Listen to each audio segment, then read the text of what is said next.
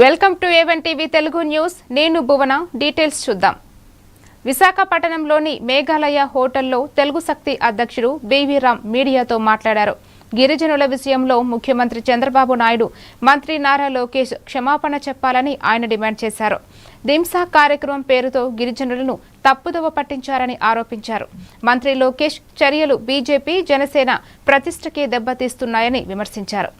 అభివృద్ధి అంశాలపై బహిరంగ చర్చకు రావాలని మంత్రి లోకేష్ కు సవాల్ విసిరారు. ఈ అంశాలపై ప్రభుత్వం స్పందించాలని బీవీ రామ్ కోరారు. నమస్కారాలు. నేటి ప్రెస్ మీట్ అత్యధికంగా పెట్టాల్సిన కారణం ఏంటంటే, సకల శాఖ మంత్రి ఆయన లోకేష్ విశాఖ నగర పర్యటన రావడం జరిగింది. మరి ఈరోజు కూటమి ప్రభుత్వం అధికారం చేపట్టాక అన్ని రకాలుగా అన్ని శాఖలు భ్రష్టుపట్టుకుంటూ పోతున్నాం. మనం ఒకటే కోరుతున్నాం, ఎందుకంటే వచ్చేసిందని అది వచ్చేసిందని ప్రజల్ని మభ్య పెడుతున్నారు తప్ప దానివల్ల ప్రజలకు ఒరిగిది ఏమిటని నారా లోకేష్ ప్రశ్నిస్తున్నారు.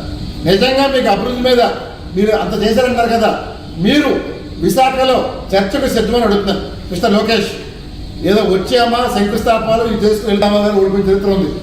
అందువల్ల చంద్రబాబు నాయుడు గారు మేము శాశ్వతంగా ఉంటాం, మేమే అధికారం, మేము లేకపోతే ఈ రాష్ట్రం లేదు అనే భ్రమలో మీరు బతుకుతున్నారు. దయచేసి ఆ భ్రమని బయటకు రమ్మంటున్నాం. మీరంటే మాకు గౌరవం ఉండేది, కానీ జరుగుతున్న పనులు చూసి మీ సుపుత్రుడు లోకేష్ ఏదో నాయుడు గారి తాలూకా మొబైల్ రాలే.